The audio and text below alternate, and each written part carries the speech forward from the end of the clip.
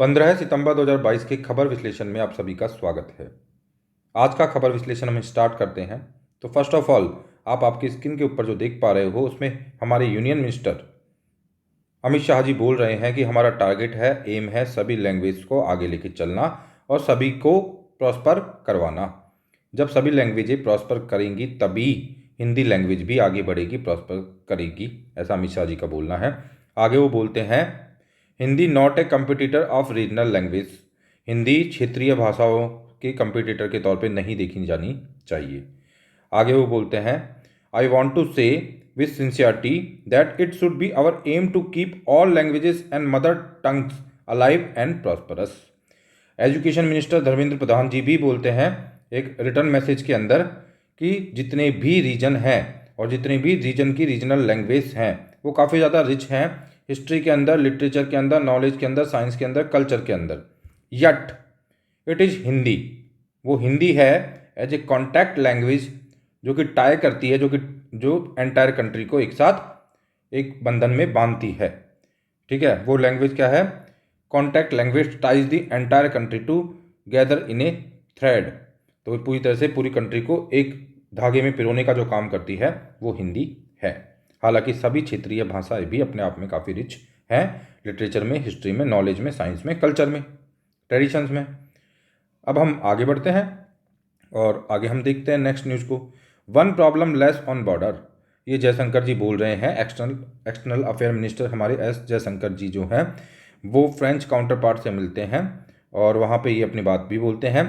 Jaishankar refers to disengagement at PP15। जैसा कि हमको पता है कि अभी डिसंगेजमेंट हो रहा है, SCO की समिट होने वाली है, आज मोदी जी उसके लिए रवाना हो जाएंगे। तो उसी से पहले डिसंगेजमेंट PP15 पे किया गया है और उसी के रिगार्डिंग जो है एस जयशंकर जी बोल रहे हैं कि जो डिसंगेजमेंट हुआ है PP15 पे, ये one problem less on border है। तो वो एक तरह से कुल मिला के बोलना चाह रहे हैं कि काफ़ी सारी प्रॉब्लम्स है, उनमें से एक प्रॉब्लम रिजॉल्व हुई है, लेकिन इसका मतलब ये नहीं है कि सारी प्रॉब्लम्स खत्म हो गई हैं।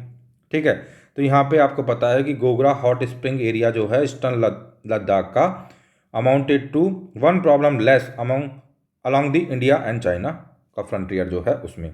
तो उसी के रिगार्डिंग यहाँ पे बात की गई है और शंकर जी ये बात बोलते हैं। आगे हम बढ़ते हैं, नेक्स्ट न्यूज़ को देखते हैं। काफ़ी दिनों से लाइमलाइट में न्यूज़ बनी हुई है और बनी रहेगी। अभी SCO जो है उसकी समिट होने वाली है। तो यहाँ पे बात की जा रही है कि एंटी वेस्ट डिक्टेटर्स क्लब, मतलब क्या ये एक एंटी वेस्ट डिक्टेटर्स क्लब है जो SCO है वो? इंडिया पूरी तरह से इस बात को डिनाई कर रहा है, इस बात की नाजुकता को समझते हुए कि हम दोनों ब्लॉक से कनेक्टेड हैं, हमें मल्टी अलाइनमेंट दिखाना होगा, तो हमें बड़ी कॉशियस होकर अपने पॉइंट्स रखने होंगे। तो इंडिया पूरी तरह से डिनाई कर रहा है कि ये कहीं भी किसी भी तरह से कोई एंटी वेस्ट डिक्टेटर्स क्लब नहीं है या किसी पर्टिकुलर कंट्री को टारगेट नहीं करता है। लेकिन डिफरेंट जो थॉट प्रोसेस है और डिफरेंट जो राइटर्स हैं वो अलग अलग बातें इसके रिगार्डिंग लिख रहे हैं और अपने पॉइंट्स रख रहे हैं। आगे हम देखते हैं, इंडिया के जो एनवॉय हैं वो बोल रहे हैं it is not against any country और ब्लॉक। तो इंडिया तो साफ तौर पे कह चुकी है कि किसी भी कंट्री के खिलाफ या किसी भी ब्लॉक के खिलाफ नहीं है। ठीक है, और आगे बोलता है इंडिया एक तरह से कि Shanghai cooperation organisation not a military bloc nor it is aim to, है ना, ना तो किसी कंट्री को टारगेट करता है, ना किसी ब्लॉक को टारगेट करता है, ना किसी ग्रुप को टारगेट करता है और ना ये मिलिट्री ऑर्गेनाइजेशन है। ठीक है, एक्चुअली में ये क्या है, ये 15 जो है रीजनल स्ट्रांगमैन, मतलब जो कंट्रीज हैं उनका एक ग्रुप है, वो डिस्कस करने के लिए आ रहे हैं और अपने जो कॉमन इश्यूज हैं, रीजनल इश्यूज हैं, उनको रिजॉल्व करने के लिए वो आ रहे हैं और ग्रेटर कॉपरेशन, ग्रेटर हार्मनी के लिए वो आ रहे हैं, है ना। इतना ही है, ऐसा नहीं है कि इसके थ्रू हम किसी को टारगेट करने वाले हैं। बट जो कंडीशन आज बनी हुई है और जिस तरह से चाइना और रशिया को बैकलैश फेस करना पड़ रहा है, G7 के अंदर भी उनको बैकलैश फेस करना पड़ा जो जून के अंदर रहा, और इन फ्यूचर भी उनको बैकलैश मतलब कि वो फेस कर सकते हैं, ऐसी पॉसिबिलिटीज़ बहुत ज़्यादा है। ऐसी कंडीशन में इस चीज़ से दरकिनार नहीं किया जा सकता है कि इस पर्टिकुलर ग्रुप को एज ए एंटी वेस्ट यहाँ पे यूज में लिया जा सकता है। काफ़ी लोगों का ऐसा, काफ़ी एक्सपर्ट्स का ऐसा ओपिनियन है। तो यही था इस न्यूज़ में। अब हम आगे बढ़ते हैं, नेक्स्ट न्यूज़ को देखते हैं। तो नेक्स्ट जो न्यूज़ है हमारे सामने वो है कि सुप्रीम कोर्ट ने अलाउ कर दिया है BCCI अमेंड को। ठीक है, और कूलिंग ऑफ जो क्लोज हुआ करता था उसकी रिक्वायरमेंट नहीं है, उसके रिगार्डिंग जो अमेंडमेंट है उसको अलाउ कर दिया है एंड गांगुली और जो जय शाह हैं वो कंटिन्यू कर सकते हैं। ठीक है, तो ये क्या था कि पहले था एक क्लोज कि आपको कूलिंग ऑफ पीरियड रखना पड़ेगा, आप कंटिन्यू नहीं कर सकते हो। तो उसी के रिगार्डिंग यहाँ पे सुप्रीम कोर्ट ने जो अमेंडमेंट है बीसीसीआई में उसको अलाउ कर दिया है, और अब गांगुली और जय शाह जो है अपना जो टेन्योर है उसको, या फिर अपना जो सेकंड टर्म हम बोले यदि, तो उसको कंटिन्यू कर सकते हैं विदाउट कूलिंग ऑफ। तो यही इसके अंदर बताया गया है। अब हम आगे बढ़ते हैं एंड नेक्स्ट न्यूज़ को देखते हैं। तो नेक्स्ट जो हमारे सामने न्यूज़ है वो है union government push for use of Hindi. ठीक है, तो पता है कि आपको कल 14 सितंबर था, हिंदी दिवस था। ठीक है, तो इसी के उपलक्ष्य में जो होम मिनिस्ट्री जो है वो प्रमोट करना चाह रही है हमारी लैंग्वेज को, official works in foreign countries also. तो फॉरेन कंट्रीज के अंदर ऑफिशियल वर्क के तौर पे भी जो है होम मिनिस्ट्री चाहती है कि ये चीज़ें हों। उसके रिगार्डिंग उन्होंने हमारी एक्सटर्नल मिनिस्ट्री जो है उनको, एक्सटर्नल अफेयर्स मिनिस्ट्री को लिखा भी है। तो यहाँ लिखा हुआ है कि होम मिनिस्ट्री जो हमारी है उन्होंने एक्सटर्नल मिनिस्ट्री को लिखा है, the use of Hindi for official works in bank, public sector undertaking, embassies and other government office जो हैं जो कि फॉरेन कंट्रीज के अंदर हैं, वहाँ पे भी आप इस चीज़ को थोड़ा सा इंक्लूड कीजिए और इसको सम्मिलित कीजिए कुल मिला के। ठीक है, और बाद में जो मिनिस्ट्री ऑफ होम अफेयर्स है वो मिनिस्ट्री ऑफ एक्सटर्नल अफेयर्स को पूरी एक लिस्ट प्रोवाइड करती है गवर्नमेंट इंस्टीट्यूशंस की इन फॉरेन कंट्रीज। ठीक है, and constitute an official language implementation committee. ठीक है, that would oversee the progress of Hindi in official works. तो उससे पहले ऑफिशियल वर्क के अंदर क्या है प्रोग्रेस, उसको देखना है ना।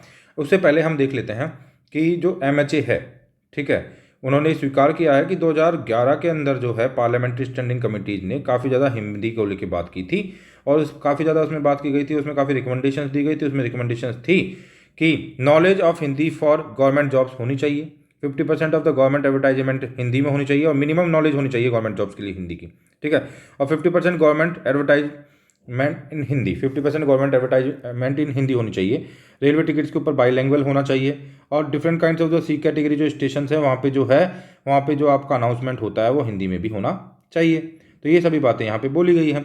तो इस तरह से यूनियन गवर्नमेंट जो है और हमारी जो होम मिनिस्ट्री है पुश कर रही है यूज ऑफ हिंदी को, जो फॉरेन कंट्रीज़ के अंदर हमारे ऑफिसेज हैं उनके लिए भी प्रमोट करने की, पुश करने की पूरी कोशिश यहाँ पे है। आगे हम बढ़ते हैं और नेक्स्ट न्यूज़ को हम देखते हैं। No specific law against the hate speech, election commission. तो आपको पता है कि कोई हमारे यहाँ पे हेट स्पीच के रिगार्डिंग कोई भी ज़्यादा प्रोविजंस है नहीं, IPC के अंदर कहीं भी इसके रिगार्डिंग कुछ लिखा हुआ नहीं है। ठीक है, तो यहाँ पे क्या होता है, इस वजह से मतलब लिखा हुआ है लेकिन अच्छे से कॉडिफाइड नहीं है चीज़ें कुल मिला के। तो यहाँ पे इलेक्शन कमीशन इन सुप्रीम कोर्ट के अंदर बोलता है कि लैक ऑफ स्पेसिफिक लॉ है, कोई स्पेसिफिक कोई स्पेशल लॉ तो है नहीं हेट स्पीच के रिगार्डिंग। ठीक है, और साथ ही साथ में कौन सी रूमर जो मॉन्गरिंग होती है उसके रिगार्डिंग इस तरीके का कोई स्पेसिफिक लॉ तो हमारे पास है नहीं। तो हमको हर बार IPC के साथ और रिप्रेजेंटेशंस ऑफ पीपल जो एक्ट है उसके साथ जाना पड़ता है। ठीक है, कि इंश्योर किया जाए कि political party do not make statement which can create disharmony in the society. तो जो पॉलिटिकल पार्टी जो डिसहार्मनी क्रिएट ना करे सोसाइटी के अंदर, इसके लिए हमें IPC और रिप्रेजेंटेशन ऑफ पीपल जो एक्ट है उसको यूज में लेते हुए और रोकना पड़ता है। बट स्पेसिफिकली कोई हेट स्पीच के रिगार्डिंग लॉ नहीं है। IPC में कुछ प्रोविजंस हैं, ठीक है, बट स्पेसिफिक लॉ नहीं है हेट स्पीच के रिगार्डिंग, और इस वजह से हमें कुल मिला के जाना होता है IPC के साथ में और साथ ही साथ में रिप्रेजेंटेशन ऑफ पीपल एक्ट के साथ में। ठीक है, किसके लिए, इस पर्टिकुलर जब हेट स्पीच वाला क्राइम हो जाता है, हेट स्पीच वाली चीज़ें जब होती हैं तो उनके रिगार्डिंग। ठीक है, तो यहाँ पे आगे बताया गया है, इलेक्शन कमीशन ऑफ इंडिया बोल रहा है कि लॉ कमीशन जो है उन्होंने अपनी 267वीं रिपोर्ट के अंदर ऐसी कोई रिकमेंडेशन नहीं दी है कि एक्चुअली में recommendation with regard to specific query on whether ECI out to be conferred with the power of derecognise a political party for committing the offence of hate speech. तो इसके regarding कोई recommendation हमारे यहाँ पे किसने नहीं दिया, 267 जो आपका लॉ कमीशन की रिपोर्ट है उसमें ऐसी कोई रिकमेंडेशन नहीं दी गई है। ठीक है, ये एक तरह से इलेक्शन कमीशन ऑफ इंडिया बोल रहा है।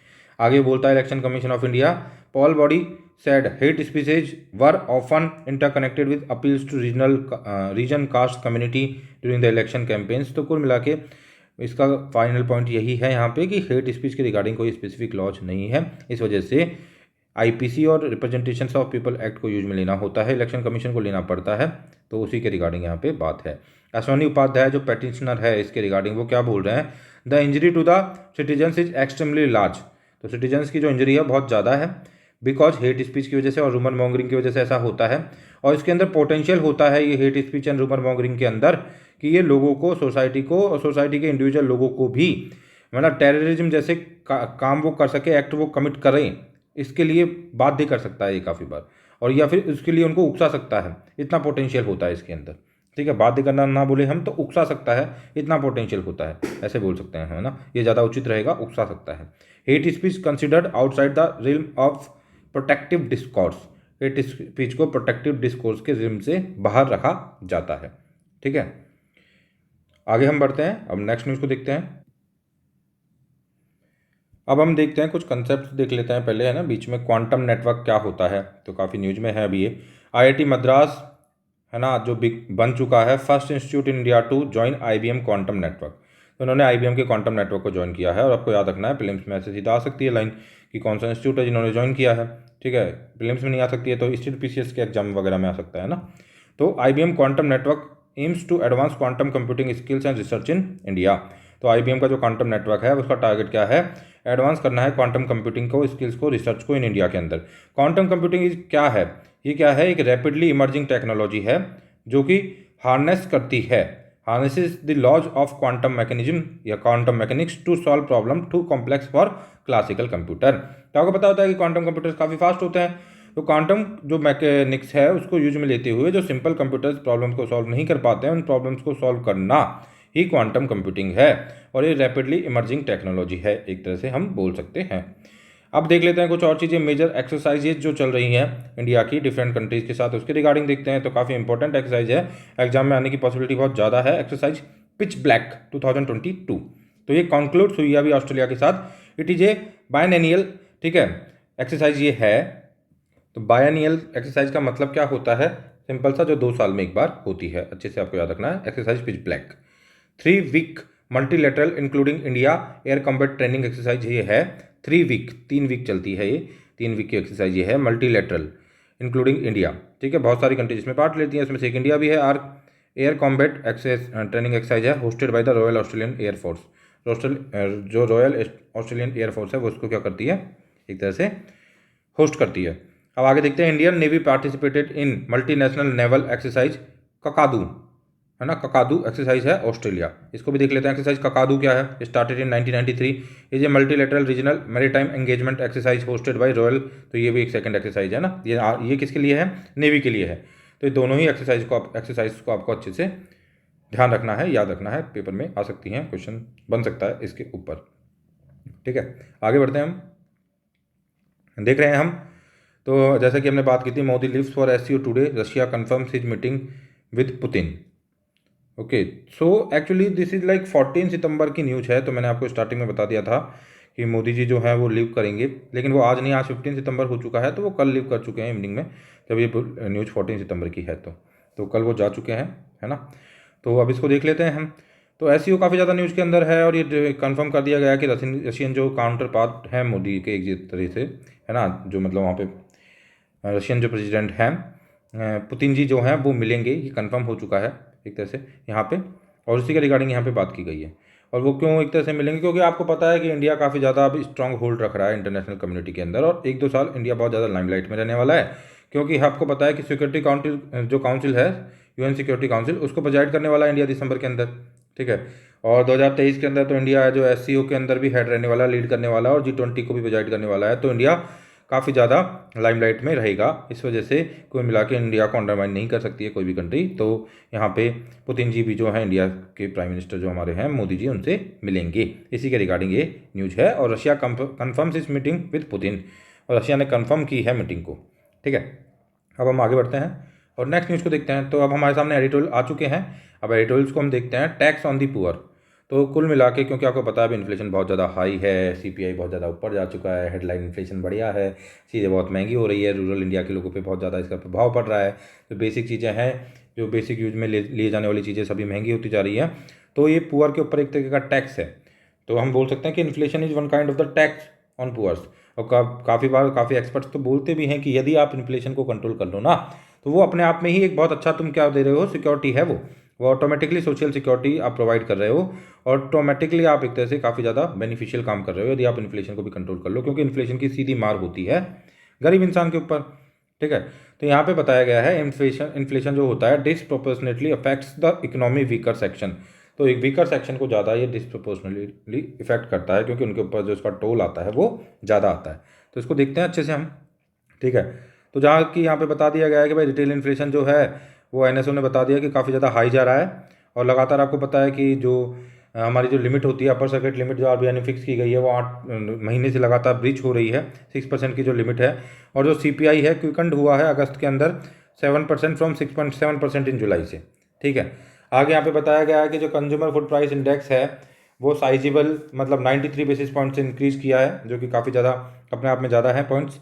एंड रूरल कंज्यूमर्स जो होता है उनको डिस्प्रोपोर्शनेटली उनके ऊपर इंपैक्ट इस चीज़ का आ रहा है। और बहुत सारे डिफरेंट फिगर्स देके यहाँ पे बताने की कोशिश की जा रही है कि किस तरीके से रेस्पेक्टिवली बढ़ रहा है, अर्बन इंडिया कितनी प्रभावित हो रही है और रूरल इंडिया कितनी प्रभावित हो रही है।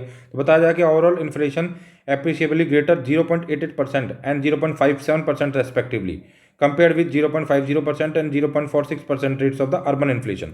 तो इस तरह से रूरल इन्फ्लेशन ज़्यादा है, कुल मिला के उनके ऊपर पड़ने वाली मार ज़्यादा है। तो यहाँ पे जो कंसर्न्स काफ़ी ज़्यादा हो चुके हैं कुल मिला के, ठीक है।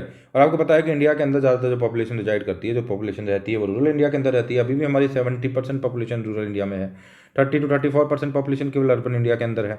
तो ऐसी कंडीशन में बहुत बड़ा एक तबका, बहुत बड़ा एक हिस्सा, बहुत बड़ा एक पार्ट जो है सोसाइटी का वो प्रभावित हो रहा है इन्फ्लेशन से, और उनको महंगाई बहुत भारी पड़ रही है, क्योंकि उनकी जो इनकम होती है वो भी कम होती है। तो ये डिसप्रोपोर्शनल है, एक तरह से बोला जा सकता है। आगे यहाँ पे बताया गया है कि कुल मिला के जो 8 of the 12 food items, 12 food items में से जो 8 फूड आइटम्स हैं और that combine the constitute and food and beverage category of the CPI. आपको पता है सीपीआई भी डिफरेंट काइंड ऑफ सीपीआई होते हैं, उसमें से जो food and beverage category of the CPI को क्रिएट करता है, ठीक है। इसमें vegetable 13.2% year on year and 2.5% on month, and dairy product में इस तरह से इन्फ्लेशन दिख रहा है और काफ़ी फास्टर है। और क्योंकि ये डेली कंज्यूमेबल चीज़ हैं, हर एक इंसान, हर तबका सोसाइटी का, समाज का इसको मतलब कि कंज्यूम करता है, तो ये डायरेक्ट इम्पैक्ट है एक तरह से सोसाइटी के ऊपर, लोगों के ऊपर, रूरल इंडिया के ऊपर इम्पैक्ट है और भी ज़्यादा है, क्योंकि उनकी जो अर्निंग है, उनकी जो पर कैपिटा इनकम है वो भी काफ़ी कम है। और ऐसी कंडीशन में इतना ज़्यादा जो है रेट से इन्फ्लेशन का बढ़ना उनके ऊपर एक तरीके का टैक्स है। यहाँ पे बाद में फाइनेंस मिनिस्ट्री ने क्विकली असर्ट किया है इस चीज़ को कि भाई हेडलाइन इन्फ्लेशन जो है वह मॉडरेट है ना, was moderate, headline inflation moderate था, even as it sought to display या downplay, sorry, even as it sought to downplay the significance of the food pressure by terming food and fuel prices transient component. तो फिर मतलब कुल मिला के finance ministry बोल रही है कि भाई फ्यूल जो है और जो आपका फूड है वो आपस में काफ़ी ज़्यादा लिंक है इन दोनों के अंदर, एकदम ट्रांजिएंट कंपोनेंट्स है। जैसे जैसे फ्यूल के अंदर ज़्यादा चीज़ें बढ़ती हैं तो फूड के अंदर भी बढ़ जाता है इन्फ्लेशन, क्योंकि ट्रांसपोर्टेशन में बहुत ज़्यादा फ्यूल काम में आता है। तो इस वजह से वो एक तरह से बताने की कोशिश कर रहे हैं या डाउन प्ले कर रहे हैं सिग्निफिकेंस को, किस तरह से कि भाई ये ट्रांजिएंट है एक तरह से, है ना। It also pointed to the steps by the government to cool prices that could help tame inflation in the coming weeks, है ना। और इन्होंने भी बताया कि गवर्नमेंट कौन कौन सी कोशिशें कर रही है, कैसे कूल करने की, प्राइस को कूल करने की कोशिश कर रही है, और ये कुल मिला के अपकमिंग टाइप के अंदर अपकमिंग जो वीक्स है, कमिंग वीक्स के अंदर कुल मिला के इन्फ्लेशन को डाउन कर देगा, ठीक है। इस तरीके की यहाँ पे बातें चल रही हैं। यही नहीं, जो सर्विसेज जो कैटेगरी है, सर्विसेज कैटेगरी जो इंक्लूड करती हैं आपकी हाउसिंग को, हेल्थ को, एजुकेशन को, रिक्रिएशन को, ठीक है, पर्सनल केयर टू, इनके अंदर भी सिक्वेंशियल इंक्रीज हुआ है प्राइस के अंदर। और जो है दी सर्विसेज सा डिमांड ग्रेजुअली रिवाइव, और जो रिवाइव हो रही है जो डिमांड है ग्रेजुअली, क्योंकि आप पता है कि हम रिकवरी कर रहे हैं, और जब हम रिकवरी कर रहे हैं कोविड से, इन दैट सिचुएशन आपको पता है कि डिमांड तो बढ़ेगी, और जब डिमांड बढ़ रही है तो वहाँ पे भी रिफ्लेक्शन नज़र आ रहे हैं, साफ साफ नज़र आ रहा है, वहाँ पे भी चीज़ रिफ्लेक्ट हो रही है कि वहाँ पे भी इन्फ्लेशन को आप देख सकते हो काफ़ी हद तक, ठीक है। And policy maker would do well to heed the dictum of former RBI governor. तो ये बताते हैं कि फॉर्मर आरबीआई गवर्नर बार बार एक बात पर रिट्रेट करते रहते थे, जो कि हमने स्टार्टिंग में भी बता दिया है। Containing the building up of the price pressure is the best anti poverty programme. तो आपको एंटी पॉवर्टी प्रोग्राम चलाने की जरूरत नहीं है, बार बार बोलते थे पूर्व मतलब कि गवर्नर कि आपको एंटी पॉवर्टी प्रोग्राम्स चलाने की जरूरत नहीं है। यदि आप इन्फ्लेशन को कंट्रोल कर लो, यदि प्राइस राइज को आप रोक लो, ठीक है, तो एक तरह से वही एंटी पॉवर्टी प्रोग्राम हो जाएगा। The poor have no hedge against the inflation, क्योंकि पुअर लोगों का कोई हैज नहीं है, उनको कोई तरीके का कोई हैजिंग नहीं मिल रही है इन्फ्लेशन के अगेंस्ट में। तो यदि आप प्राइसेस को कंट्रोल कर लेते हो तो that is automatically one kind of anti poverty programme, ठीक है। ये आरबीआई के जो गवर्नर है भूतपूर्व, उन्होंने काफ़ी बार रिट्रेट किया है। इसी के साथ हमारा ये एडिटोरियल खत्म होता है। अब हम नेक्स्ट एडिटोरियल के ऊपर चलते हैं, इंगेज विथ कॉशन, ठीक है। तो कॉशियस रहते हुए विथ कॉशन हमें इंगेज होना है, ठीक है। तो यहाँ पे क्या बात चल रही है, the latest disengagement along the LEC is a welcome step but the border crisis is not F not over. तो कुल मिला के बात ये चल रही है कि भाई एलएसी के ऊपर हमको पता है अभी डिसएंगेजमेंट चल रहा है, लेकिन इसका मतलब कहीं भी ये नहीं समझना है हमको कि बॉर्डर क्राइसिस खत्म हो गया है, क्योंकि और बहुत सारे इश्यूज है और जयशंकर जी ने बोल भी दिया है कि बहुत सारी जो प्रॉब्लम्स है उस प्रॉब्लम से ही प्रॉब्लम रिजॉल्व हो गई है, तो इसको बहुत ज़्यादा सेलिब्रेट करने की रिक्वायरमेंट तो है नहीं। ठीक है, हो सकता है कि चाइना इसके साथ थ्रू भी कोई डिप्लोमेसी खेलने की कोशिश कर रहा हो, ऐसी ही चीज़ें हो सकती हैं। ठीक है, या फिर ये तो केवल सिचुएशनल हो कि अभी ऐसी सिचुएशन है तो चाइना इस तरह से दिखा रहा है, तो इससे हमें कोई खुश होने की, अब हमें इस तरह से रिलैक्स फील करने की जरूरत नहीं है, बड़ा ही कॉशियस रहने की रिक्वायरमेंट है। राइटर जो है एडिटोरियल लिखने वाले वो यहाँ पे यही चीज़ को, इस पॉइंट को ही बार बार बता रहे हैं। हम देख लेते हैं इसको पक्का अच्छे से। ठीक है, तो आपको पता है कि भाई पेट्रोलिंग पॉइंट जो 15 है बार बार आता जा रहा है। गोगरा हॉट स्प्रिंग जो एरिया है उसमें बफर जोन क्रिएट कर दिया गया है उसके आसपास में, 2 साइड्स के आसपास, और एक तरह से जो मतलब है और भी थोड़े एरिया है like Galwan valley, north and south of the Pangong lake and in सब चीज़ों को PP-17 ने गोगरा, तो थोड़ा यहाँ पे क्या बफर जोन वगैरह क्रिएट हो रहा है, थोड़ा सा मतलब कि नो पेट्रोलिंग जोन उनको डिक्लेयर किया जा रहा है, और थोड़ा आर्मीज पीछे हट रही है, डीएस्केलेशन हो रहा है, डिसएंगेजमेंट हो रहा है, और कुल मिला के बफर जोन उसको क्रिएट कर दिया गया है। But this is not the thing that we should enjoy, we should feel very good for this actually, है ना। ये भी राइटर साथ साथ में बोल रहे हैं, no patrolling is to be undertaken by either side, ये तो बोल दिया गया है, सब चीज़ें तो हैं। ठीक है, और which have been establish on territory claimed by the both India and China, जिसके ऊपर दोनों ही कंट्रीज क्लेम करती हैं, वहाँ पे कुछ नहीं होगा, ऐसा कोई पेट्रोलिंग नहीं होगी, ऐसा बोला जा रहा है। ठीक है, आगे बता रहे हैं यहाँ पे writer, India will need to proceed with caution as it inevitably resumes high level engagement with China. Okay, क्योंकि इंडिया की हाई लेवल जो टॉक्स वगैरह अब होने वाली है, और ये नो डाउट ये सब कुछ जो हो रहा है उसके बाद में एंगेजमेंट तो होगा इंडिया के साथ, तो वहाँ पे इंडिया को कॉशियस रहने की रिक्वायरमेंट है, राइटर यहाँ पे बोल रहे हैं। ठीक है, एंड उसके बाद राइटर बोलते हैं कि भाई इंडियन मिलिट्री ने काफ़ी अच्छे से चीज़ों को किया है एंड काफ़ी कैपेसिटी वगैरह अपनी शो की है, और काफ़ी ज़्यादा एक तरह से चाइना को मल्टीपल जो टेरिटोरियल इनग्रेस था अप्रैल 2020 में, उसको काफ़ी हद तक जो है चाइनीज डिप्लॉयमेंट को रिवर्स करने में कामयाब रही है मिलिट्री, ऐसा भी बोला है एक तरह से ना यहाँ पे राइटर ने। ठीक है, आगे राइटर बोलते हैं China has neither agreed to, तो मतलब कुल मिला के यहाँ पे China has neither agreed to resolve standoff in Demchok, तो डेमचौक और डेस्पांग जो रीजन्स हैं वहाँ पे कोई चाइना ने नहीं बोला है कि हम डिसएंगेजमेंट कर रहे हैं या फिर हम वहाँ से हट रहे हैं। ठीक है, सजेस्टिंग की जा रही है दे प्रीडेटेड द करंट टेंशंस नाउ।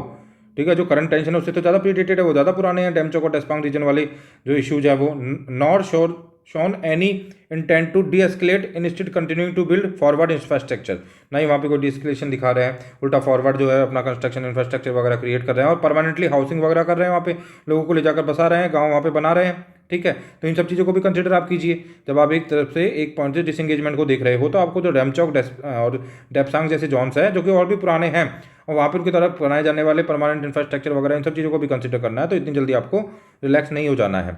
आगे राइटर बोलते हैं unless Beijing reverses its recents and still unexplained moves to militarise the LAC, जब तक कि बीजिंग पूरी तरह से इस चीज़ को रिवर्स ना कर ले, और जो मिलिटराइज कर रहा है एलएसी को, इस चीज़ को ना कर लेता है ना, in the process undo the carefully constructed arrangement, और जो इसको अंडू ना कर देता है जब तक कि जो कंस्ट्रक्शन वो कर रहा है, ठीक है, तो that have the keep the peace for 40 years, India will have a little incentive to consider a return to relation as per prior to 2020। मतलब आप कुल मिला के समझ चुके हो कि कॉशियस रहने की रिक्वायरमेंट है, इस चीज़ को एक तरह से गुडविल गेस्टर के तौर पे लेते हुए ऐसा नहीं मानना है कि चाइना कुल मिला के फ्रेंडली हो गया है, क्योंकि चाइना अभी भी काफ़ी जगह पे इंफ्रास्ट्रक्चर बिल्डिंग वगैरह कर रहा है, एलएसी का मिलिटराइजेशन कर रहा है। जब तक कि चाइना इन सब चीज़ों को ना रोक दे तब तक इस तरह से फील करना पूरी तरह से गलत होगा। राइटर यहाँ पे यही बताना हमको चाह रहे हैं। अब हम नेक्स्ट एडिटोरियल को देखते हैं और इसको समझते हैं। वाटर क्राइसिस की बात यहाँ पे बताई गई है, India's growing water crisis the seen and the unseen. तो यहाँ पे बताया गया है कि भाई रूरल और अर्बन वाटर डिस्प्यूट्स जो हैं are very likely to occur as scarcity growth, जैसे जैसे पानी की स्कैसिटी बढ़ेगी तो रूरल और अर्बन जो वाटर डिस्प्यूट्स हैं वो और ज़्यादा बढ़ने की पूरी संभावना है। एक्सरबेटेड बाई क्लाइमेट चेंज, जो कि क्लाइमेट चेंज से और भी आगे बढ़ेगा। ठीक है, आगे देखते हैं, इसको अच्छे से देखते हैं। तो यहाँ पे देखो फर्स्ट ऑफ ऑल तो बताया गया कि यूनेस्को का United Nations world water development report है 2022 की, जिसने कि एनकैप्सुलेट किया है किस चीज़ को, global concerns over the sharp rise in fresh water withdrawn from the, तो मतलब कुल मिला के ग्लोबल कंसर्न है कि जो एक तरह से विड्रॉवल किया जा रहा है पानी का फ्रेश वाटर लेक्स वगैरह से, स्ट्रीम से, एक्वीफायर से, ह्यूमन मेड रिजर्वायर वगैरह से, और वो पूरी तरह से डिप्लीट होते जा रहे हैं। तो इसकी रिगार्डिंग जो यूनेस्को की रिपोर्ट है, UNESCO United Nations world water development report 2022, जो कि इन सब चीज़ों को क्या करती है, एनकैप्सुलेट करती है। ठीक है, and also water scarcity being experience in the different parts of the world, इस चीज़ को भी बता रही है यहाँ पे। ठीक है। इन 2007 कॉपिंग with the water scarcity was the theme of the world water day. तो वर्ल्ड वाटर डे जो कि 22 मार्च को मनाया जाता है, उसका था थीम 2007 का कॉपिंग with the water scarcity was the theme of world water day 2007 की बात बता रहे हैं ये, है ना। उसके बाद यहाँ पे बताते हैं कि the new water report of the food and agriculture organisation FAO, ठीक है, जो यूनाइटेड नेशंस के अंदर आता है ना, वो क्या है FAO, उसकी एक रिपोर्ट आई है and sounded A note of, है ना, caution about the silent crisis of a global dimension. Global dimension का साइलेंट क्राइसिस आ रहा है, उसकी तरफ कॉशियस किया है, उसकी तरफ एक तरह से हम बोल सकते हैं कि सचेत रहना है, सतर्क रहना है, इसकी बात की गई है। With millions of the people being deprived of the water to live and to sustain their livelihood, जिसमें कि हो सकता है कि मिलियंस ऑफ द लोग हैं वो वाटर से डिप्राइव्ड हो जाएं, अपने लाइवलीहुड को सस्टेन करना भी उनके लिए डिफिकल्ट हो जाए, उनके लिए मुश्किल हो जाए। तो ग्रोइंग वाटर क्राइसिस की जब बात चल रही है यहाँ पे, तो यहाँ पे राइटर बताते हैं water scarcity clock and interactive web tool shows. तो ये इंटरेक्टिव वेब टूल है वाटर स्कैर्सिटी क्लॉक जो है, जो कि क्या दिखाती है, over 2 billion people live in the country now experiencing high water stress. तो कुल मिला के 200 करोड़ से ज़्यादा लोग अभी हाई वाटर स्ट्रेस को एक तरह से फेस कर रहे हैं, ठीक है। और आगे बताया जाता है कि ग्लोबल ड्राउट, है ना, global drought and risk water stress map 2019 जो है, that major parts of the India particularly west central वगैरह वगैरह, इन सब में भी दिक्कत आ रही है, सही बातें चल रही है। काफ़ी ज़्यादा इंपॉर्टेंट एक रिपोर्ट है, कौन निकालता है इसको याद रखना है आपको, कंपोजिट वाटर मैनेजमेंट इंडेक्स मान लो आप, ये इंडेक्स है, नीति आयोग इसको रिलीज करता है, नीति आयोग की रिपोर्ट है एक, NITI Aayog report composite water management index 2018 has sounded A not of, उसने भी साउंड किया है, मतलब एक नोट के ऊपर किया है, और बोला है कि worst water crisis in the country with more than 600 million, मतलब 60 करोड़ से ज़्यादा लोग इस तरीके की क्राइसिस को फेस कर सकते हैं। तो ये सभी बातें चल रही हैं। आगे मैं बता देता हूँ इसके अंदर क्या बात है। तो यहाँ पे ये बात यही चल रही है आगे की, इन्होंने अब अर्बन और जो रूरल इंडिया है उनके एक तरह से compete कर रहे हैं वाटर रिसोर्सेज के लिए, उसके रिगार्डिंग इन्होंने बात कही है यहाँ पे ना, वो ज़्यादा हमारे लिए इंपॉर्टेंट है। यहाँ पे बताते हैं अकॉर्डिंग टू द सेंसस 2011 हमारे यहाँ पे केवल अभी 34% जो पॉपुलेशन है, ठीक है, वो शहरों के अंदर है, और मोस्ट ऑफ द पॉपुलेशन तो हमारी गाँव में है, जो कि 40% हो जाएगी शहरों की पॉपुलेशन 2030 तक, और 50% हो जाएगी 2050 तक। वर्ल्ड अर्बनाइजेशन प्रोस्पेक्ट ये बताता है, ठीक है। तो काफ़ी तेज़ी से अर्बनाइजेशन अब होगा इन फ्यूचर, काफ़ी पॉपुलेशन बढ़ेगी। हालांकि वर्ल्ड वाइड की तुलना में आज तक के अर्बनाइजेशन में इंडिया का अर्बनाइजेशन थोड़ा स्लो रहा है, जहाँ पे कि आज से पहले ही बताते हैं कि 50% जो टोटल जो वर्ल्ड की पॉपुलेशन है वो शहरों में निवास करती है। इंडिया के अंदर अभी ये केवल 34 या 30% के आसपास है। तो अब तक जो हमारा अर्बनाइजेशन हुआ है as compare to world urbanisation के, वो स्लो हुआ है, कम हुआ है, लेकिन इन फ्यूचर काफ़ी तेज़ी से होने वाला है। तो जब भी अर्बनाइजेशन होता है तो वहाँ पे लिविंग स्टैंडर्ड रेज होता है, लिविंग स्टैंडर्ड हाई जाता है, तो वाटर वगैरह का यूटिलाइजेशन वगैरह ज़्यादा होता जाता है, तो वाटर का यूटिलाइजेशन इन फ्यूचर बढ़ने की बिल्कुल संभावनाएं हैं।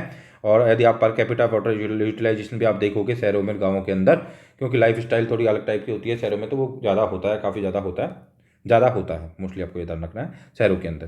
तो क्योंकि लाइफस्टाइल ज़्यादा होती है तो हर चीज़ का कंजम्पशन बढ़ता जाता है। एक्चुअली में इलेक्ट्रिसिटी का कंजम्पशन भी बढ़ता है, वाटर का कंजम्पशन भी बढ़ता है, जैसे अर्बनाइजेशन बढ़ता है तो per capita electricity, per capita जो है वाटर वगैरह की चीज़ें बढ़ती जाती है। तो ऐसी कंडीशन में इन फ्यूचर अर्बन एंड जो रूरल जो वाटर शेयरिंग है वो एक प्रॉब्लम फेस कर सकती है, और यहाँ पे रिफ्ट हो सकता है दोनों के बीच में, इससे डिनाई नहीं किया जा सकता, इसे दरकिनार नहीं किया जा सकता है। तो पहले ही मैनेजमेंट करने की रिक्वायरमेंट है, और इसमें ऑथर आगे यही बताते हैं, ठीक है, कि भाई पहले ही आप सतर्क हो जाइए, पहले ही चीज़ों को हैंडल कर लीजिए, पहले ही मैनेजमेंट कर लीजिए पूरा, ताकि ये वाले डिस्प्यूट ना आए। और इन सभी के अंदर वही बातें बताई गई है जो मैंने आपको बता दी हैं कि भाई रूरल और अर्बन के बीच में किस तरह से कॉन्फ्लिक्ट आगे जाके क्रिएट होगा। फिर एक एग्जांपल भी इन्होंने दिया है अहमदाबाद का, जो कि पहले क्या करता था अपना, मोस्ट ऑफ द जो 1980s मिड 1980s के अंदर ज़्यादातर जो अपनी सप्लाई उनकी आती थी वो ग्राउंड वाटर से आती थी। अभी उसको बदल के क्या कर दिया गया है, अभी सारे एक्वीफायर्स जो हैं वो एक्वीफर्स जो हैं कुल मिला के वो क्या हो रहे हैं कि सूख रहे हैं, और 67 मीटर से भी नीचे तक पानी जा चुका है। तो अब क्या हो रहा है, यहाँ पे पानी लाया जा रहा है नर्मदा कैनाल के थ्रू, ठीक है, और नर्मदा कैनाल के थ्रू पानी लाया जा रहा है, फिर वहाँ से पानी की सप्लाई को फुलफिल किया जा रहा है। तो इस वजह से काफ़ी मतलब कि इस तरह से इस चीज़ों को सॉल्व किया जा रहा है एक तरह से ना। तो इन फ्यूचर इस चीज़ से दरकिनार नहीं किया जा सकता है कि रूरल अर्बन वाटर डिस्प्यूट आ सकते हैं, ठीक है। Available studies covering the Nagpur and Chennai indicate that imminent problem of rural and urban water dispute that the country is going to face in the not so distant future as water scarcity grows, which will be further exacerbated, ठीक है, exacerbated by climate change। तो ये यहाँ पे यही बात बता रखी है, फिर बाद में ये सब बात बता रखी है। तो इसमें फाइनली सॉल्यूशन बता रखा है कि क्या करना चाहिए ताकि ये चीज़ें ना हो। Such a situation is possible through a host of the activities. तो क्या किया जाए कि सबसे प्रॉब्लम खत्म हो जाए, तो बहुत होस्ट ऑफ एक्टिविटीज़ आपको रूरल एंड अर्बन एरिया के अंदर करनी है, which is primarily A governance challenge, जो कि स्टार्टिंग में अपने आप में प्राइमरली एक गवर्नेंस चैलेंज है। A system of perspective catchment scale based, देखो सिस्टम, ये सिस्टम है, इसमें सॉल्यूशन बता रहे हैं writer. A system perspective and the catchment skill based approach are necessary to link relocations of water with wider discussion on development infrastructure investment, fostering and rural urban partnership and adopting an integrated approach in the water management। और आगे finally उनके final जो words हैं writer के वो है, institutional strengthening can offer entry points and provide opportunities to build flexibility into water resources allocations at a regional level, enabling the adjustments in rapidly जो urbanising regions. तो कुल मिला के फाइनली बोलते हैं भाई 75वीं वर्षगांठ हमने अपनी आज़ादी की मना ली है। It is time to examine the state of its water resources. अब टाइम आ चुका है इंडिया का कि अपना जो वाटर रिसोर्सेज है उनका स्टेटस क्या है उसको एग्जामिन किया जाए एंड इंश्योर किया जाए that development process is not in jeopardy, development process जो है जियोपार्डी में ना रहे, ठीक है। और sorry ensure that development process is not in jeopardy, ठीक है। हाँ, तो जो डेवलपमेंट का प्रोसेस है वो खतरे में ना रहे और मतलब एक बैलेंस तरीके से हम चल सकें और आने वाले टाइम में जो रूरल अर्बन कॉन्फ्लिक्ट भी क्रिएट ना हो, ठीक है, डिस्ट्रेस क्रिएट ना हो, और वाटर रिसोर्सेज का हम इस तरह से इफेक्टिवली ऑप्टिमाइज तरीके से यूटिलाइजेशन करें। उसके लिए सारे वाटर रिसोर्सेज को एग्जामिन करना जरूरी है और कुछ ऑप्टिमम सॉल्यूशंस के साथ आने की रिक्वायरमेंट है। तो यही इस पर्टिकुलर एडिटोरियल के अंदर बताया गया है। अब हम आज का प्रीलिम्स बूस्टर स्टार्ट करते हैं। Okay, prelims booster SNT start करते हैं और आज के कुछ इंपॉर्टेंट कंसेप्ट को हम जानते हैं, ठीक है। तो जब हम स्टार्ट कर रहे हैं, इंपॉर्टेंट कंसेप्ट बोल लो या फिर जो भी साइंस के अंदर एंड टेक्नोलॉजी के अंदर इंपॉर्टेंट चीज़ें हैं उनकी हम बात कर रहे हैं यहाँ पे। तो फर्स्ट ऑफ ऑल जो हम बात कर रहे हैं वो सुपर कंप्यूटर्स की बात कर रहे हैं कि सुपर कंप्यूटर्स क्या होते हैं। तो सुपर कंप्यूटर्स क्या होता है, कुछ लार्ज सिस्टम्स होते हैं, बड़े बड़े सिस्टम्स होते हैं, ठीक है। और large systems that are specifically design to solve complex scientific and industrial challenges. तो बड़े बड़े जो कॉम्प्लेक्स साइंटिफिक एंड इंडस्ट्रियल जो चैलेंजेस होते हैं, साइंटिफिक एंड इंडस्ट्रियल जो कॉम्प्लेक्स चैलेंजेस होते हैं उनको सॉल्व करने के, रिजॉल्व करने के लिए, उनको सॉल्व करने के लिए कुल मिला के सुपर कंप्यूटर्स होते हैं, उनको डिजाइन किया जाता है, ठीक है। अब एक काफ़ी ज़्यादा इंपॉर्टेंट वर्ड है FLOPS, कभी आ सकता है क्वेश्चन के अंदर, फ्लोटिंग पॉइंट ऑपरेशन पर सेकंड, ठीक है। फ्लोटिंग पॉइंट ऑपरेशन पर सेकंड FLOPS, ये क्या होता है, इसके थ्रू परफॉर्मेंस को चेक किया जाता है। The performance of A super computer की मेजर की जाती है, किसमें मेजर की जाती है, फ्लॉप्स के अंदर। ओके, अब इंडिया के पास जो है 4 सुपर कंप्यूटर्स हैं, ठीक है, जो लिस्ट जिनका जो कि 500 जो टॉप सुपर कंप्यूटर्स हैं उनकी लिस्ट के अंदर आते हैं। और हमारे यहाँ पे प्रत्यूष एंड मिहिर, नाम अच्छे से याद रखना है, आपको एग्जाम में आ सकता है, अच्छे से याद रखना, काफ़ी इंपॉर्टेंट है। Pratyush and Mihir being the fastest super computer India, ये फास्टेस्ट सुपर कंप्यूटर्स हैं इंडिया के अंदर।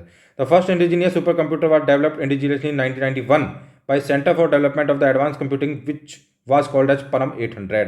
तो पहला जो हमारा सुपर कंप्यूटर था वो परम 800 था, जिसको बनाया किसने था, centre for development of advance computing, है ना, centre for development of advance computing के द्वारा 1991 के अंदर हमारा फर्स्ट सुपर कंप्यूटर बनाया गया, जिसका नाम था परम 8000।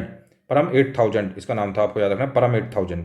ओके, हम आगे चलते हैं। एप्लीकेशन एरियाज क्या होते हैं इनके, तो क्लाइमेट मॉडलिंग ये कर सकते हैं, कंप्यूटेशनल बायोलॉजी ये कर सकते हैं, एटॉमिक एनर्जी सिमुलेशंस ये कर सकते हैं, नेशनल डिफेंस के अंदर काम आ सकते हैं और डिजास्टर के मैनेजमेंट के अंदर ही काम आ सकते हैं। अब नेशनल सुपर कंप्यूटर मिशन जो है लॉन्च किया गया है 2015 के अंदर, तो इसको भी आपको ध्यान रखना है। National super computing mission start किया गया है 2015 के अंदर। नेशनल सुपर कंप्यूटिंग मिशन किसका है, इज जॉइंटली स्टीयर्ड बाय मेडी, ठीक है, मिनिस्ट्री ऑफ इंफॉर्मेशन टेक्नोलॉजी आपकी जो है वो, and department of SNT DST जिसे बोलते हैं। तो इनका जॉइंटली एक तरह से है, ये स्टीयर्ड कर दें इसको, जॉइंटली इसको एक तरह से लेके चल रहे हैं, ठीक है। और इम्प्लीमेंटेशन किसके द्वारा किया जा रहा है, implemented by the centre for development of advance computing CDAC, काफ़ी इंपॉर्टेंट है, ये ध्यान रखना, CDAC है ना, implemented by the centre for development of advance computing CDAC Pune and the IISc Bangalore. तो इसका हेडक्वार्टर पुणे में है, ये पुणे में है, और ये IISc बेंगलोर, ये दोनों मिलकर इसको इंप्लीमेंट कर रहे हैं। ऑब्जेक्टिव क्या है नेशनल सुपर कंप्यूटिंग मिशन के, ठीक है, ऑब्जेक्टिव है to connect national academic and R&D institutes with a grid of over than 70 high performance computing facilities. आगे देखते हैं हम, these will be networked on the national supercomputing grid over the national knowledge network NKN। तो this is all about super computers. अब हम quantum computer की बात करते हैं। अभी हमारे यहाँ पे अभी क्वांटम कंप्यूटिंग के रिगार्डिंग कंसेप्ट पहले भी आया था आज के DNA में, ठीक है, तो वहीं पे हम क्वांटम कंप्यूटिंग की आज बात करते हैं। तो quantum computers are machine that use the property of quantum physics to store data and perform calculations या कंप्यूटेशंस, ठीक है, सॉरी कंप्यूटेशंस। तो क्वांटम कंप्यूटर्स वो मशीन है जो कि क्वांटम फिजिक्स की प्रॉपर्टीज को यूज में लेती हैं डाटा को स्टोर करने के लिए और परफॉर्म करने के लिए कंप्यूटेशंस को। एक classical computer performs operations using classical bits which can be either 0 और 1।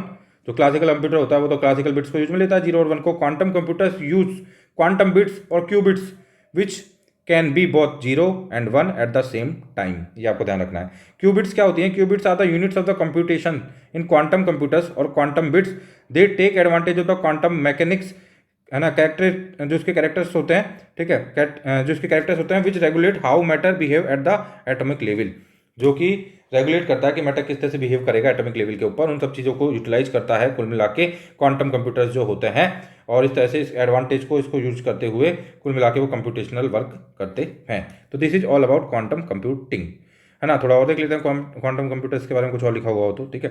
The laws of the quantum physics are use to achieve the functionality या functioning of quantum computing. Quantum computing की functioning को achieve करने के लिए quantum physics के laws को use में लिया जाता है।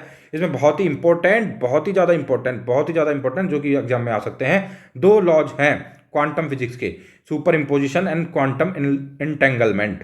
काफ़ी इंपॉर्टेंट है, दोनों आ सकते हैं, आपको अच्छे से इनको ध्यान से सुनना है। सुपर इम्पोजिशन क्या है? ईच क्वांटम बिट, और क्वांटम बिट क्या है? Basic unit of the information in a quantum computer. तो each quantum bit can represent both 1 and 0 at the same time. तो ईच क्वांटम बिट होती है same point of the time के ऊपर 1 and 0 को denote कर सकती है, which is known as the superposition. इस तरह से क्वांटम बिट का एक तरह से 1 and 0 को सेम टाइम के ऊपर रिप्रेजेंट करना ही सुपर पोजिशन कहलाता है, ठीक है। ये है यही सुपर इम्पोजिशन कहलाता है, या सुपर पोजिशन बोल सकते हो आप, जो भी है, यही सुपर इम्पोजिशन कहलाता है, ठीक है। और क्वांटम इंटेंगलमेंट क्या है? जब सब एटॉमिक पार्टिकल्स हैं, क्वांटम इंटेंगलमेंट की हम बात कर रहे हैं, सब एटॉमिक पार्टिकल्स बिकम इंटेंगल्ड। तो सब atomic particles become entangled, connected. Entanglement का मतलब होता है कनेक्टेड इन क्वांटम किसके अंदर? इंटेंगलमेंट के अंदर। Which means that any change in one upsets the other. इसका मतलब होता है कोई भी चेंज एक के अंदर किया गया चेंज दूसरे को भी अपसेट कर देगा, उसको भी परिवर्तित कर देगा, even though they are at opposite end of the universe. तो इसे बोलते हैं क्वांटम इंटेंगलमेंट। तो ये बोलते हैं कि भाई जितनी भी चीज़ें हैं सब एटॉमिक पार्टिकल्स हैं, उनके रिगार्डिंग कोई दूसरा भी पार्टिकल है, और यदि उसके अंदर आपको इसकी पोजीशन में परिवर्तन करोगे तो सेकेंडरी भी पोजीशन अपने आप बदल जाएगी। इसी प्रिंसिपल को हम क्वांटम इंटेंगलमेंट का प्रिंसिपल बोलते हैं। तो इसको भी आपको ध्यान रखना है अच्छे से। अब आगे बढ़ते हैं, तो अब इसके देख लेते हैं हम एडवांटेज क्या है क्वांटम कंप्यूटिंग के। तो फास्टर होता है, एक्यूरेट होता है, एनर्जी इफेक्टिव होता है, ठीक है। और उसके बाद ये यहाँ पे नाम दिया गया है SYCAMOR, sycamore. It is the Google's quantum computer which, ठीक है, रिसेंटली क्लेम्ड क्वांटम सुप्रीमेसी। तो इन्होंने क्वांटम सुप्रीमेसी को क्लेम किया है, और क्वांटम सुप्रीमेसी क्या है वो भी मैं बता दूं आपको, बहुत ज़्यादा इंपॉर्टेंट है। तो क्वांटम सुप्रीमेसी को क्लेम करने वाला साइकामोर है, गूगल का क्वांटम कंप्यूटर, ठीक है। और क्वांटम सुप्रीमेसी क्या होती है? Refers to the quantum computers being able to solve a problem that a classical computer can not. ऐसी प्रॉब्लम को सॉल्व कर लेना क्वांटम कंप्यूटर के द्वारा जो कि क्लासिकल कंप्यूटर्स नहीं सॉल्व कर सकते हैं, यही क्वांटम सुप्रीमेसी कहलाती है। तो क्वांटम कंप्यूटर्स के द्वारा ऐसी प्रॉब्लम्स को सॉल्व कर लेना जो कि क्लासिकल कंप्यूटर्स नहीं कर पाते हैं, ऐसी प्रॉब्लम्स को सॉल्व कर लेना जो कि क्लासिकल कंप्यूटर्स नहीं कर पाते हैं, यही क्वांटम सुप्रीमेसी बोली जाती है। ओके, अब हम आगे देखते हैं, क्लाउड कंप्यूटिंग को देखते हैं। क्लाउड कंप्यूटिंग क्या है? It is the supply of the computer services over the internet, है ना, the cloud, including servers, storage, database, networking, software और analytics and intelligence in order to provide speedier innovation, more flexible resources and economies of scale। तो इसके लिए क्या है? Computer services over the internet है, ये जो क्लाउड कंप्यूटिंग है वो। The government of India has launch an ambitious programme called GI cloud. GI cloud किसने लॉन्च किया? गवर्नमेंट ऑफ इंडिया ने, अच्छे से याद रखना है। Which has been dubbed Meghraj, जिसको कि मेघराज के रूप में डब्ड किया गया है, in order to utilise and harness the benefits of the cloud computing. तो मेघराज और GI क्लाउड ध्यान रखना अच्छे से। The goal of this program is to implement a variety of the components, including the governance structures to enable cloud adoption in government। तो बस ये ध्यान रखना है आपको। आगे बढ़ते हैं हम, क्लाउड कंप्यूटिंग हमने देख लिया है, नेक्स्ट देखते हैं हम। तो ये हमारी फाइनली लास्ट स्लाइड है हमारी, एज कंप्यूटिंग, है ना। तो एज कंप्यूटिंग क्या है उसको देख लेते हैं। As computing is distributed information technology architecture in which client data is proceed eight the periphery of the network, data is analyse locally. तो ये एज कंप्यूटिंग है। तो देखो एज कंप्यूटिंग में क्या होता है? डाटा को लोकली एनालाइज किया जाता है। एज कंप्यूटिंग ऐसे डिस्ट्रीब्यूटेड इन्फॉर्मेशन टेक्नोलॉजी है। क्या है? डिस्ट्रीब्यूटेड इन्फॉर्मेशन टेक्नोलॉजी, ठीक है, इसे बोलते हैं एज कंप्यूटिंग। तो इसमें क्या होता है? आर्किटेक्चर इन विच, ऐसा एक आर्किटेक्चर होता है, क्लाइंट के डाटा को प्रोसेस किया जाता है पेरीफेरी के अंदर ही, नेटवर्क की पेरीफेरी में ही। आसपास के आसपास ही, ठीक है। ज़्यादा दूर नहीं किया जाता, ज़्यादा दूर नहीं भेजा जाता, नहीं तो रिट्रीव करने में और भेजने में दिक्कत आएगी, टाइम लगेगा, लेटेंसी क्रिएट होगी। तो इसमें क्या होता है, पेरीफेरी में ही डाटा को प्रोसीड करके रखा जाता है, और जब रिक्वायरमेंट होती है तो उसको रिट्रीव कर लेता है जो यूजर होता है वो। तो इस तरह से डिस्ट्रीब्यूटेड इन्फॉर्मेशन टेक्नोलॉजी आर्किटेक्चर है, डिस्ट्रीब्यूटेड इन्फॉर्मेशन टेक्नोलॉजी आर्किटेक्चर है। एक तरह से हम बोल सकते हैं क्या, एज जो कंप्यूटिंग है। तो ये एज कंप्यूटिंग हो गई, अच्छे से याद रखना है। सारे जो आज जितने भी कंसेप्ट थे आज के काफ़ी ज़्यादा इंपॉर्टेंट थे, ठीक है। और डाटा इज एनालाइज लोकली, और अच्छे से फिर ध्यान रखना है जो आपकी एज कंप्यूटिंग क्या है। Edge computing is a distributed information technology architecture in which client data is proceeds या client data is proceeds at the periphery of the network. तो नेटवर्क की पेरीफेरी में ही क्लाइंट के डाटा को प्रोसीड किया जाता है यहाँ पे, ठीक है। तो यही था आज के डीएनए एनालिसिस के अंदर, और साइंस एंड टेक के प्रीलिम्स बूस्टर सीरीज भी हमने उसमें जो इंपॉर्टेंट चीज़ें थी वो भी हमने पढ़ ली है। इसी तरह के लेक्चर्स के लिए आप सब्सक्राइब कर सकते हो चैनल को, ठीक है। मेरे को सुनने के लिए धन्यवाद।